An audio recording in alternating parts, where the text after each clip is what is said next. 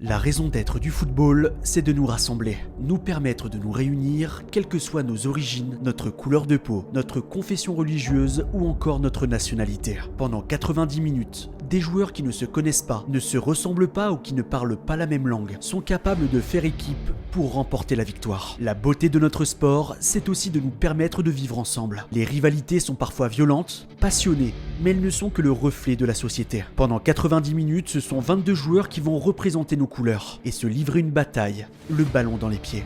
Malheureusement, ce n'est pas toujours le cas, car parfois des problèmes bien trop graves peuvent empêcher deux équipes de football de se rencontrer. La FIFA et l'UEFA n'en parlent quasiment jamais, mais il existe des matchs totalement interdits. Des matchs entre deux équipes qui ne pourront peut-être jamais plus jouer l'une contre l'autre, car cela provoquerait des événements très dangereux qui dépassent largement le cadre du football. Mais quels sont ces matchs interdits? Et pourquoi les instances mondiales du football ont décidé de les bannir à tout jamais? Il est temps de te raconter l'histoire de ces matchs maudits. Bonjour à tous les amis et bienvenue dans cette nouvelle vidéo. Je suis très heureux qu'on se retrouve aujourd'hui pour parler d'un sujet dont personnellement j'ai très peu entendu parler dans les médias. Forcément, c'est des sujets assez compliqués et la FIFA et l'UEFA préfèrent ne pas trop en parler. Mais vous allez voir qu'il y a bel et bien des matchs de foot qui ne peuvent plus avoir lieu aujourd'hui. Je vais vous les dévoiler dans cette vidéo et vous expliquer les raisons de cette décision. Allez, c'est parti pour ce tour d'horizon des matchs interdits du football.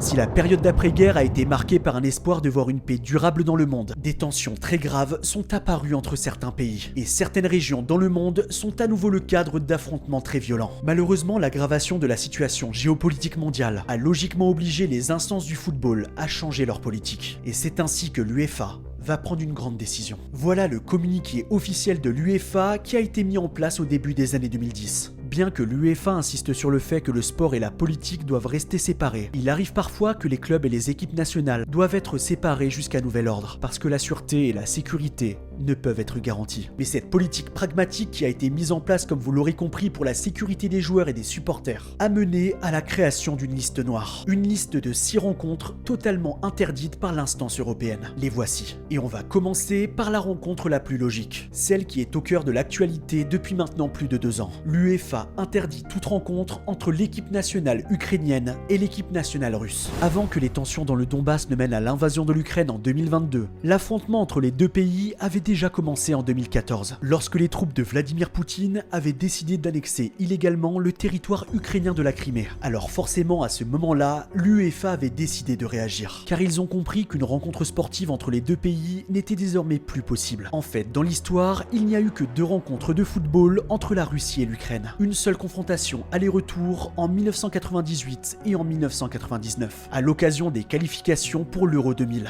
Et à cette époque, l'Ukraine avait remporté le match aller, puis avait décroché le match nul à Moscou. Mais depuis, les deux équipes ne se sont plus jamais rencontrées sur un terrain de foot. Cela fera donc bientôt 25 ans. Mais dans le cadre de ce conflit, l'UEFA est allé encore plus loin. Et ils ont décidé, en plus de l'interdiction de toute rencontre entre les deux équipes nationales, d'une interdiction de toute rencontre opposant des clubs ukrainiens et russes. C'est d'ailleurs un problème qui ne se pose plus du tout depuis 2022. Les clubs russes étant tout simplement bannis jusqu'à nouvel ordre de toute compétition européenne de football. Voici donc pour cette première rencontre interdite. Pour la seconde, on va rester en Europe de l'Est pour parler d'une nation qui concentre énormément de tensions.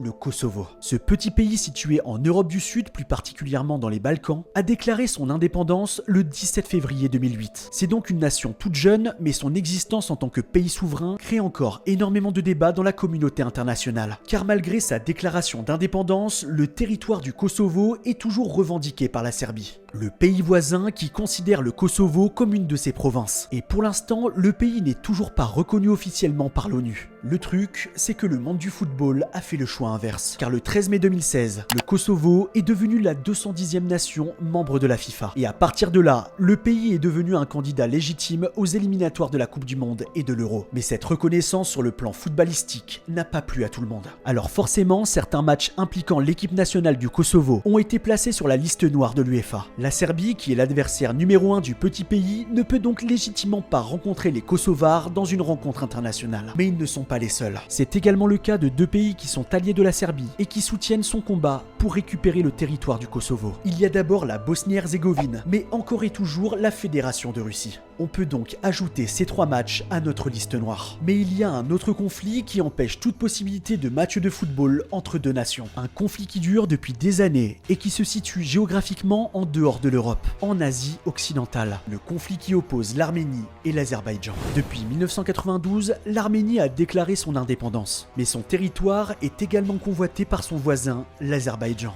Et cela fait plus de 30 ans, malgré un cessez-le-feu en 1994, que les tensions dans la région continuent de faire de nombreuses victimes. Je ne vais pas rentrer dans les détails parce que c'est un conflit qui dure depuis des années et qui est vraiment très compliqué. Mais ce qu'il faut retenir, c'est que les tensions entre les deux pays rendent totalement impossible la moindre rencontre de football. Car la situation est encore très grave actuellement, et il y a peu d'espoir qu'un match puisse un jour se tenir entre les deux pays. Car en plus de rejoindre la liste noire des matchs interdits par l'UEFA, la situation politique là-bas peut entraîner d'autres problèmes liés au football. Ça a été notamment le cas en 2019, lors du match entre Arsenal et Chelsea en finale de la Ligue Europa. L'UEFA avait décidé d'organiser le match dans la capitale de l'Azerbaïdjan, Bakou.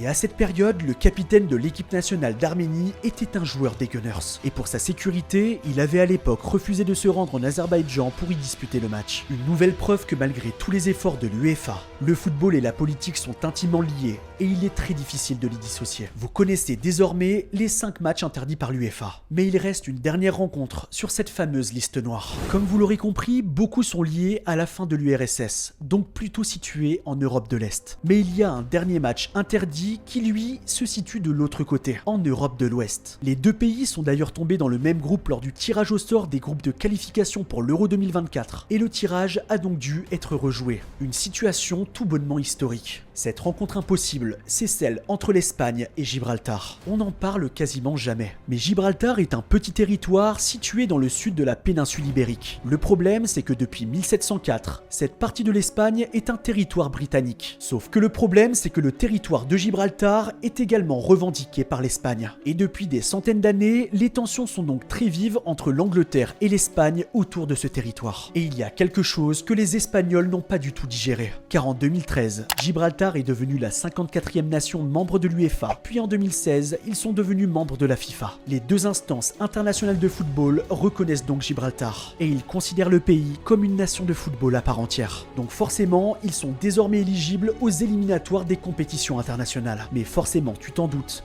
l'Espagne refuse catégoriquement de reconnaître la province comme un état souverain, et donc logiquement, aucun match de football ne peut être organisé entre les deux nations. Alors qu'est-ce qui se passerait si les deux équipes atteignaient les 8e de finale d'une compétition européenne? On n'a pas encore connu ce cas de figure, mais j'avoue que je serais très curieux de savoir comment ça se passerait. Voilà, nous y sommes. Tu connais désormais les 6 rencontres interdites par l'UEFA. Mais au-delà de ces rencontres officiellement bannies, d'autres rencontres potentielles entre deux pays sont désormais impossibles. Je ne vais pas te faire la liste de tous les conflits qui ont lieu actuellement dans le monde. Mais depuis quelques années, la situation géopolitique mondiale s'est aggravée. Et malheureusement, il y a encore dans le monde des événements tellement graves que le football passe forcément au second plan. En tout cas, j'ai une pensée très émue pour tous les peuples qui souffrent actuellement dans le monde. Et on espère de tout cœur que la paix mondiale pourra revenir bientôt. Car c'est seulement à ce moment-là que l'on pourra enfin entrevoir la possibilité de jouer tous ensemble au plus beau sport sur la planète. Tu l'auras compris, même si les instances internationales ont tout fait pour dissocier au maximum le football et la politique, il est tout bonnement impossible d'organiser certains matchs de football, notamment lorsque les tensions entre deux pays sont trop grandes. Et comme l'a expliqué l'UEFA, c'est une question de pragmatisme, pour garantir aux joueurs sur le terrain, mais aussi aux supporters dans les tribunes, une sécurité assurée. Et il ne faut pas oublier que dans ce genre de situation, lorsque les conflits détruisent la vie de milliers voire de millions de personnes, le football passe obligatoirement au second plan.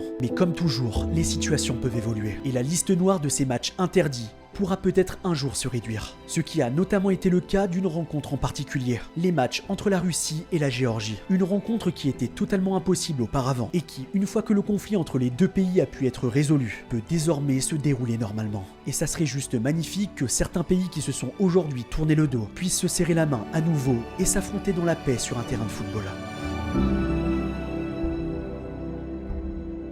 Voilà les amis, cette vidéo est déjà terminée. J'espère qu'elle vous aura plu et que vous aurez appris des choses à la fois sur le football et sur le monde en général. C'était pas un sujet facile, mais j'avoue que ça me tenait à cœur d'en parler parce que les médias n'en parlent pas du tout. Merci infiniment d'avoir regardé cette vidéo jusqu'au bout, et si la vidéo vous a plu, n'hésitez pas à lâcher un petit commentaire et à vous abonner. Et moi je vous dis à très bientôt pour de nouvelles vidéos. Continuez de regarder du football, c'était Polo. Ciao.